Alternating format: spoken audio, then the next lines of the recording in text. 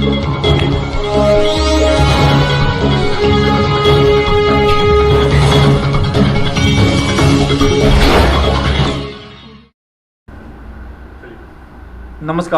कृति भूमि news में आपका स्वागत है। कृति भूमि न्यूज की टीम इस समय मौजूद है हल्का थानेसर जिला कुरुक्षेत्र में।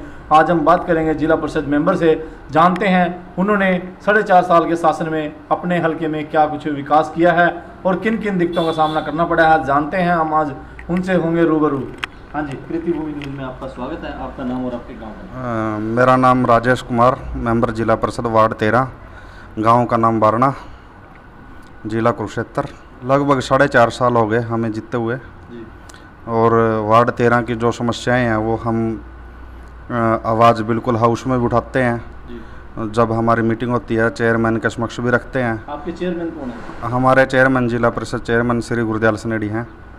देखो, चेयरमैन का तो आशीर्वाद और योगदान पूरा है। हमारे जो वार्ड 13 की विकास कार्यों में चेयरमैन तो पूरा योगदान करते हैं। वार्ड के अंदर 16 गाँव आते हैं और वार्ड के अंदर जो मेन समस्या है वो है जैसे कि जो गरीब परिवार हैं उनको, जैसे कि कांग्रेस के शासनकाल में उनकी कॉलोनियाँ बनती थी, जैसे 90-90 हज़ार रुपये जो बीपीएल को मिलते थे, कॉलोनी के 100-100 गज के प्लाट मिलते थे। आज वो लोग बहुत तंग है और पिछले 4.5 साल से लगा लो, 5 साल से ही लगा लो, अब तक ना तो बीपीएल का कोई सर्वे हुआ और ना ही किसी को नई कॉलोनी मिली है। ये सब बिल्कुल, ये जो प्रधानमंत्री ने कहा था कि मैं 2022 तक सबके मकान की छत, ये कागजी मुद्दा है, ये सब कागज में सिमट कर रह गया, ऐसा कुछ भी नहीं है। मैं तो अपने गांव से बात करता हूँ। मेरे गांव में जो हुड्डा की सरकार के टाइम की थी वही आई हैं, लेकिन बीजेपी की सरकार के टाइम में तो मेरे ख्याल में किसी एक भी परिवार को इसका लाभ नहीं मिला। लगभग अगर मेरे वार्ड की बात करूँ तो लगभग 1300-1400 परिवार ऐसे हैं जो बीपीएल परिवार है। जैसे कि सरकार जब चुनावी घोषणा पत्र में सरकार ने सबसे पहला एजेंडा रखा था, हम बीपीएल का नया सर्वे कराएंगे और जो बीपीएल कार्ड धारक हैं और जो इसको लेने के योग्य हैं उनको बीपीएल का कार्ड बनाया जाएगा, और लेकिन ऐसा नहीं हुआ। लगभग 1 करोड़ के आसपास मेरे वार्ड में, देखो 3-4 गांव अभी भी रहते हैं जिनमें अभी तक पैसा नहीं पहुंचा, लेकिन हमारी कोशिश ये रहेगी हमारा कार्यकाल समाप्त होने तक हम वहां भी पैसा पहुंचा दें। में मुख्य समस्या है जैसे मेरे वार्ड के शमशान घाट हैं वो बिल्कुल भी ठीक नहीं है। गाँव शमशान घाटों में गंदगी है। बहुत से शमशान घाट ऐसे हैं जिनमें शेड और बरामदा भी नहीं है और पानी की भी समस्या है वहाँ पे। सरपंच कहता है कि इसके जो सफाई का मेरे पास बजट नहीं, और विधायक कहता है कि मेरे को मैंने 5 करोड़ रुपया बारना को बजट दे दिया, लेकिन वो सरपंच अपनी जगह ठीक है। जैसे पिछले प्लान में विधायक जी लगभग 26,000 वोटों से जीते थे, अब की बार 800 पे आ गया वो आंकड़ा। समझूंगा जनता ने तो दुत्कारा है, क्योंकि 26,000 का जो आंकड़ा वो 800 तक आया है। सरकार को मैं इसको सबसे बड़ा दोषी सरकार को मानूंगा, क्योंकि प्रशासन को तो अगर सख्त निर्देश दिए जाएंगे तो प्रशासन तो उसकी पालना करेगा। जो चौकी इंचार्ज है, देखो मेरे वार्ड के अंदर तो ऐसा नहीं है, कहीं दूसरे, लेकिन जब 100 नंबर पे कॉल जाती है उसकी कॉल वहाँ चौकी में उसको नुमाइंदों का, सरकार की कमी है, बिल्कुल कमी है। सरकार पूरी तरह से फेल है। किसान सबसे, आज अगर सबसे दुखी है तो कोई मजदूर और किसान है। हाँ, मजदूरों से और हम जैसे किसान आंदोलन था, किसान आंदोलन में हमने बढ़ चढ़ कर भाग लिया ताकि सरकार तक आवाज जाए, तो लेकिन कोई आश्वासन नहीं जी। बिल्कुल सरकार के सोई हुई सरकार है, इनको कोई असर नहीं होता, चाहे कोई कितना अपना डोल पीट ले। एक्सीडेंट तो अब क्या आप गुजर के ही, ये जो हमारा रोड है पिछले 2-2.5 साल से यहाँ जनता मिट्टी खा रही है और दमे के रोगी होते जा रहे हैं। मेरे ख्याल में ऐसा कोई दिन नहीं जाता जिस दिन पर डे 2 एक्सीडेंट इस रोड पे ना हो। हमारा विधायक है इस चीज़ का जिम्मेवार। जब सरकार ने 2015 के अंदर घोषणा कर दी और बजट आ गया तो 2015-2020 है, 2016 में बजट आ गया। तो ये कोरोना का टाइम चला हुआ, 22 मार्च को हमारा लॉकडाउन हुआ था और लगभग 1 महीने के बाद सांसद महोदय ने हमारी मीटिंग ली थी वीडियो कॉन्फ्रेंसिंग के माध्यम से। मैंने ये क्वेश्चन उनको भी किया था जो आपने मेरे को किया, लेकिन इस पर क्योंकि हमारी सरकार तो वो है, हम जनता हमको। कौन सी पार्टी से हो? मैं इंडिपेंडेंट आज़ाद। अच्छा, बहुत तभी जनता ने आपको इतना प्यार दिया। इंडिपेंडेंट सरकार के साथ तो बिल्कुल वही बात आ गई ना। फिर बिल्कुल लड़ झगड़ के काम हो रहे हैं।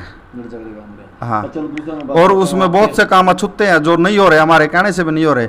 अब मैं ये कोरोना पे ही बात करूँगा, और बिल्कुल ये तो साफ साफ आपके पास भी होंगे, ये इसके तो साक्ष्य है। जब सांसद महोदय ने हमारी मीटिंग ली तो सांसद महोदय ने एक क्वेश्चन किया कि आपने कोरोना के कार्यकाल में क्या किया जनता के लिए।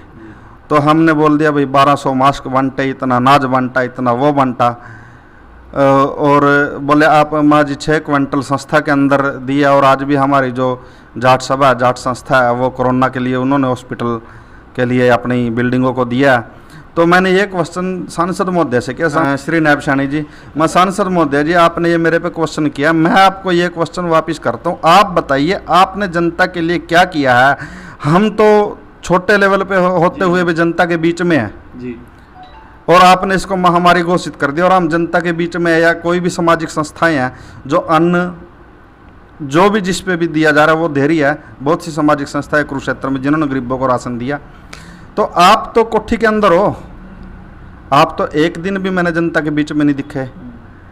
और सांसद महोदय जी एक बात बताइए, और ये क्वेश्चन बिल्कुल सरकार तक आप पहुंचाना मेरा। देखो उस टाइम कुरुक्षेत्र के अंदर 7 केस कोरोना पॉजिटिव मिले थे, और 7 के 7 केस जो पहले 7 केस हैं, नेक्स्ट डे उनकी रिपोर्ट नेगेटिव आती है। पहले दिन उनकी रिपोर्ट पॉजिटिव आती है, अगले दिन उनकी रिपोर्ट नेगेटिव आती है। तो मैंने ये सांसद महोदय ऐसा क्यों? देखो हेल्थ डिपार्टमेंट को तो हम चैलेंज नहीं कर सकते, कोई भी नहीं चैलेंज कर सकता पूरे देश में। मैं सांसद महोदय जी ये सिस्टम खराब है या सरकार खराब है, आप मेरे को इस बात का जवाब दिए। तो सांसद महोदय ने वही आप वाले बात, चौधरी साहब आप कहना क्या चाहते हो? मेरा कहने का भाव आप समझ गए जी। आपने जो टेस्टिंग किट है वो चाइना से खरीदी है, और वो टेस्टिंग किट जर्मनी ने रिजेक्ट की हुई हमारे देश को मिली हैं। तो सांसद महोदय ने मिली वापस क्वेश्चन बोले वो तो वापस कर दी किट। मैं सांसद महोदय आप देश की सबसे बड़ी पंचायत में बैठते हो, और जो किट वापस किए वो पीपी किट वापस किया, ना कि टेस्टिंग किट वापस किए हैं। अभी पिछले महीने का ताज़ा उदाहरण मैं देता हूँ और विद साक्ष्य देता हूँ।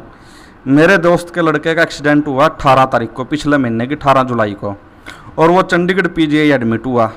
और चंडीगढ़ पीजीआई एडमिट हुआ तो 13 दिन का इलाज चलने के बाद उसको कोरोना पॉजिटिव दे दिया, और उसके 2 रिश्तेदार उस बच्चे को मिलने के लिए जाते हैं, वो भी कोरोना पॉजिटिव, जिनके अंदर कोई सिम्टम नहीं थे कोरोना के।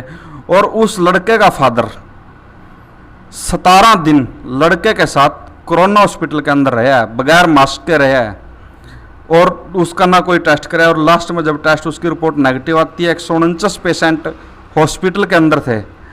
उस तो अगर ये कोरोना है, जैसे कि मीडिया के माध्यम से जनता को डराया गया है भाई ये बीमारी एक दूसरे से लगती है, तो उसके फादर को कोरोना क्यों ना आता है?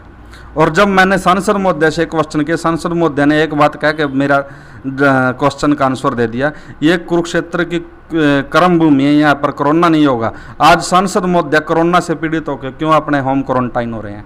दूसरी बात, आप एक बात को, और बिल्कुल यह तो मीडिया के माध्यम से ही खबर आती है हमारे पास, तो हमारे देश के अंदर क्या सिर्फ बीजेपी के नेताओं को कोरोना पॉजिटिव पाया जा रहा है? विपक्ष का 1% और बीजेपी का 99%। मैं ये कहूँगा कोरोना के नाम पे देश के अंदर सबसे बड़ा घोटाला हो रहा है। मैं जनता को आश्वासन देना चाहता हूँ, जो भी जनता का कोई भी व्यक्ति पूरे जैसे मेरे वार्ड से, मैं अपने वार्ड के, अगर कोई बाहर का भी कोई व्यक्ति कोई भी किसी भी तरह की समस्या अगर मेरे पास लेगा, मैं उसकी हल करने का पूरा कोशिश और पूरा प्रयत्न करूँगा। जैसा कि अभी पार्षद जी से सुन रहे थे आप, पार्षद जी ने एक बात बहुत अच्छी बात कही है कि हम जो कानून है, कानून प्रक्रिया यहाँ पे हमारे डिस्ट्रिक्ट में सही नहीं है, और अधिकारी काम नहीं करते। सीएम विंडो का भी एक कोई रिजल्ट नहीं आता, जनता के हक में नहीं आता, अफसरों के हक में आता है। इससे देखते हुए पार्षद जी ने जनता से अनुरोध किया है, अगर मेरे पास कोई जनता की समस्या आती है, मैं उसकी समस्या के लिए 24 घंटे तैयार रहता हूं अपना काम छोड़कर।